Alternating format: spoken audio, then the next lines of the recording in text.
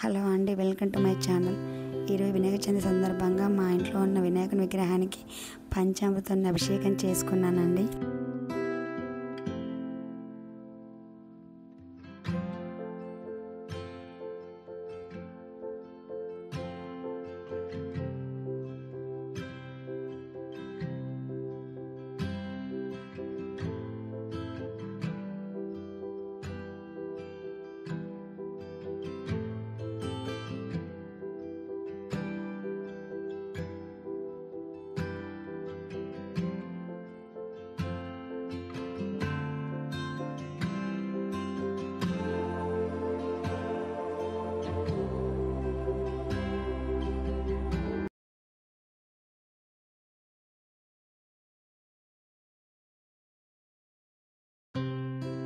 పూజా మందిర అగరవత్తి దీపారాధన చేసుకొని అగరవత్తు దేవునికి చూపించుకొని పుష్పాలతో అలంకరించుకున్నానండి.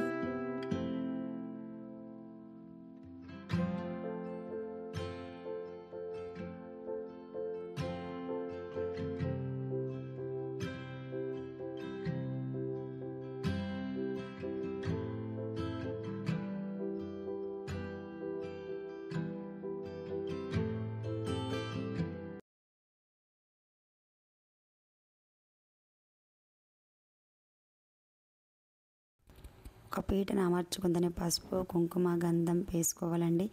ఇసుక వేసుకుని దాన్ని మర్రి ఊడని చుట్టి పెట్టుకోవాలండి. ముక్కులపు ఆకుని 21 ఆకులు గల ఇస్తాన్ని అమర్చుకోవాలి.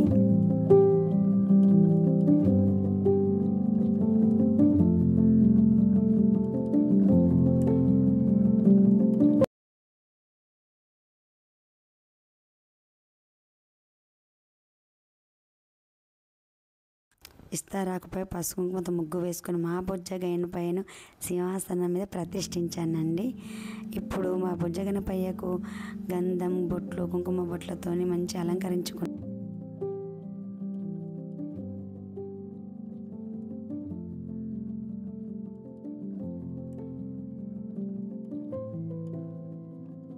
మా గణపయ్యకు వస్త్రం పూలమాలతో అలంకరించుకున్నాను.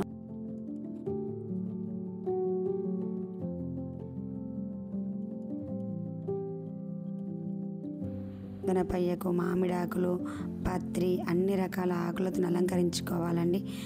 టేకు పూలతోని కంకి కొబ్బరికాయ సీతాఫలము మారేడుకాయ ఉత్తరేణి ఆకు అన్ని రకాల పండ్లు కూడా పెట్టుకోవాలండి విగ్రహం ముందట.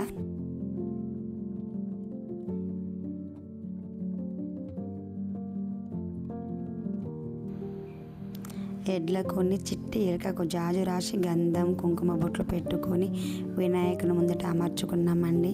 ఎడ్లను ఎందుకు పెట్టుకోవాలంటే మన దేశంలో పాడి పంటలు సమృద్ధిగా పండాలని కోరుకుంటూ వినాయకుని దగ్గర అలా అమర్చుకోవాలి.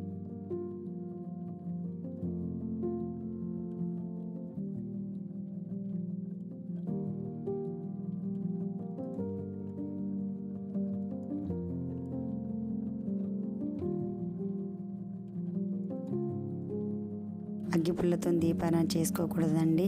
అగరవత్తును 2 దీపాలను వెలిగించుకోవాలి.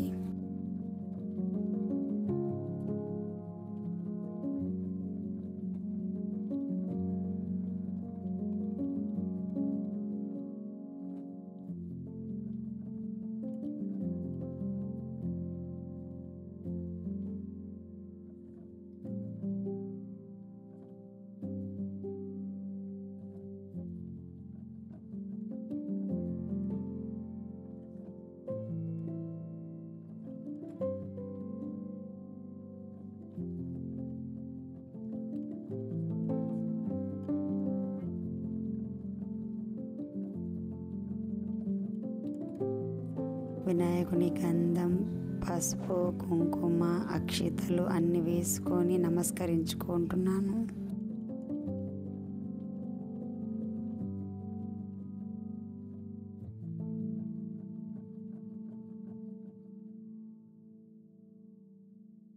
ముందుగా స్టవ్ వెలిగించుకొని ఒక పాత్ర పెట్టుకొని దానిలో నెయ్యి వేసుకొని బాగా మనకు కావాల్సినంత నెయ్యి వేసుకోవాలండి. దూరగా వేయించుకొని కాజు కిస్మిస్ దూరగా వేయించి పెట్టుకొని ఒక గిన్నెలో తీసి పెట్టుకో.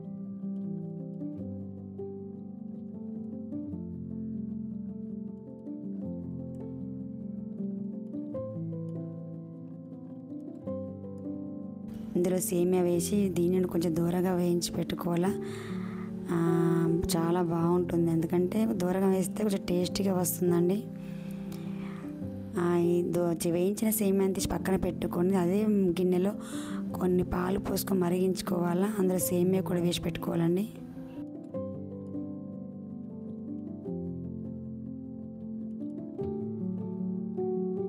పాలల్లో కూడా ఈ చక్కెర వేసుకోవాలి, బాగా కలుపుకోవాలా. మీదకెళ్ళి మన కాజు కిస్మిస్ వేయించి పెట్టుకున్న వాటిని గార్నిష్గా వేసి పెట్టుకోవాలండి.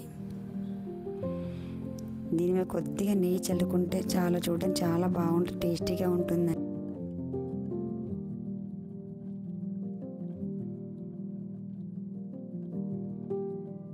పొట్లకాయ ముక్కలన్నీ మంచిగా మరిగించుకొని ఉప్పు పసుపు వేసి మరిగించుకోవాలండి.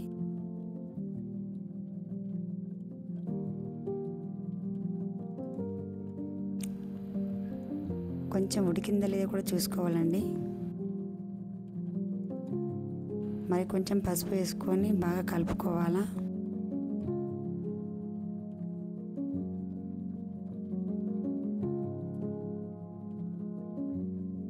తీసుకొని దానిలో ఆవాలు వేసుకొని గ్రైండింగ్ చేసుకోవాలండి. ఆవపొడి మెత్తగా ఉందా లేదా చూసుకోవాలి. మెత్తగా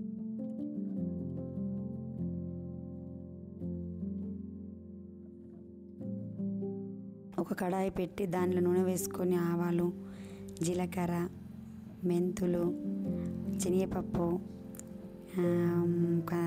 పోసు గింజలు అన్నీ వేసుకోవాలండి.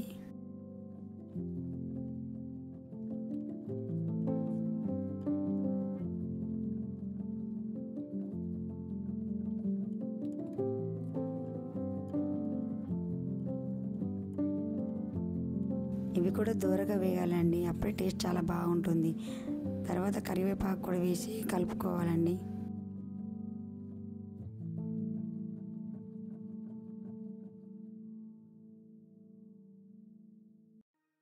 ఇందులో ఒక 2-3 ఎండుమిరపకాయలు వేసి కూడా మంచిగా వేయించుకోవాలా.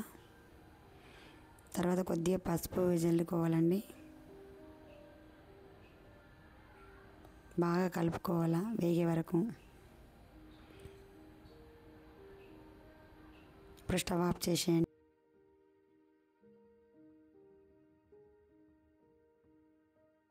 ఒక పాత్రలో మజ్జిగ తీసుకొని బాగా చిలికి పెట్టుకోవాలి. దాంట్లో ఉప్పు, మిరము, ఆవాల పొడి వేసి బాగా కలుపుకొని పెట్టుకో.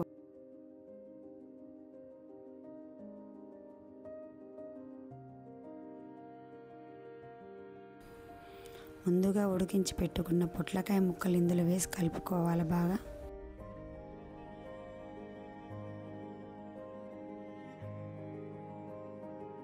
మనం పోసు పెట్టుకున్న వాటిని కూడా ఇందులో వేసి కలుపుకోవాలండి. చూడటానికి చాలా కలర్ఫుల్, ఎంత బాగుందండి. ఇక మళ్ళీ మరొకటి పదార్థం చేసుకోవడానికి అయితే గ్రైండర్ తీసుకోవాలా.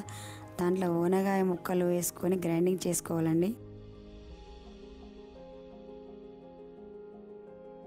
ఓనగాయ పచ్చడికి పోసి పెట్టుకోవడానికి మరొక పాత్ర పెట్టి దానిలో నూనె, పచ్చిమిర్చి వేసి వేయించుకోవాలా. పచ్చిమిర్చి బాగా వేగాలి, అప్పుడే టేస్ట్ చాలా బాగుంటుంది.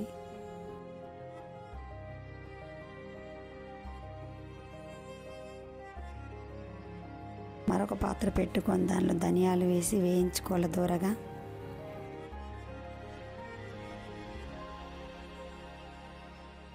కొద్దిగా నూనె పోసి అదే పాత్రలో ఆవాలు, జీలకర్ర, మినప్పప్పు, శనగపప్పు, కొన్ని మెంతులు వేసుకోవాలా.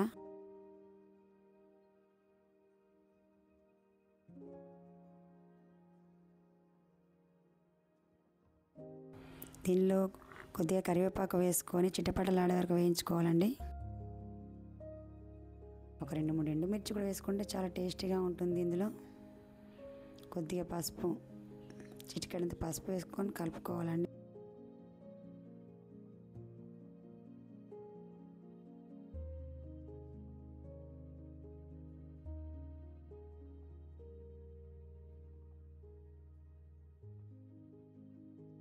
మరొక పాత్ర పెట్టుకొని దీనిలో ఒక గ్లాసు నీళ్ళు పోసుకొని మనకు కావాల్సినంత ఉప్పు వేసుకొని కలుపుకోవాలా, బాగా మరిగించుకోవాలా.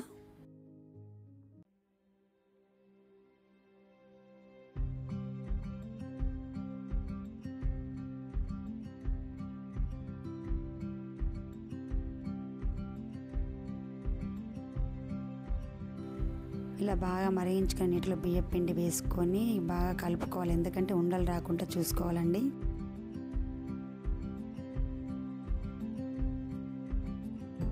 కలుపుకుంటూ ఇట్లా మెత్తగా మెదుగుతుండే, ఎందుకంటే సాఫ్ట్గా వస్తాయి ఉండాలు. చాలా బాగుంటుందండి టేస్ట్ కూడా. ఇలా కలుపుతూనే ఉండాలి, ఎందుకంటే ఉండ కడుతుందండి. మనకు మంచిగా రావాలంటే మనం మోదుకల పాత్ర తీసుకొని దానిలో బియ్యం పిండి మెదుపుకొని ఇలా అచ్చులు వేసుకొని లోపల ఒక గుంట లెక్క చేసుకోవాలి. దానిలో బెల్లం ఉడకపడి మిశ్రమాన్ని అమర్చుకొని మోదుకలు చేసి పెట్టుకోవాలండి. ఇలా మనకు కావాల్సిన మోదుకలు చేసి పెట్టుకో.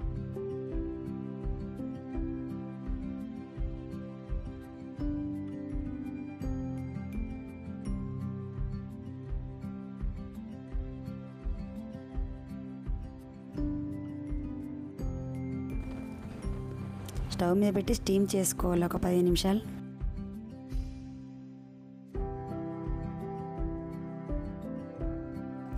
ఇస్తారాకుల నైవేద్యాలు సమర్పించుకోవాలి. ఉనగాయ తొక్కు, పొట్లకాయ పచ్చడి, సేమ్యా, కొబ్బరి లడ్డూలు, మోదకలు వేసి నీళ్ళతో ఆరగించుకోవాలండి.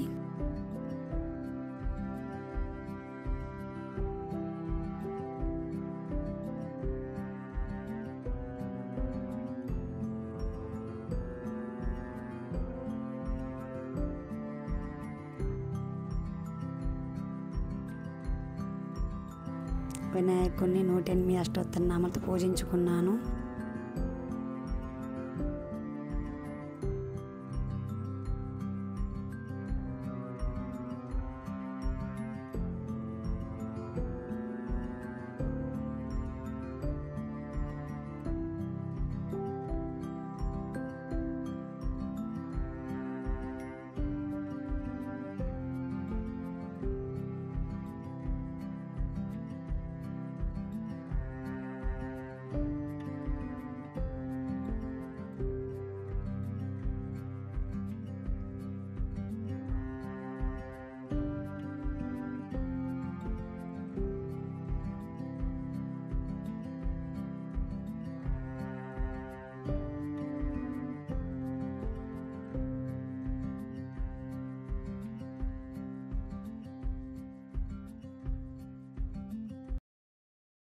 మంగళం శుభమంగళం శ్రీ శంభుతనయునకు మరివందనం.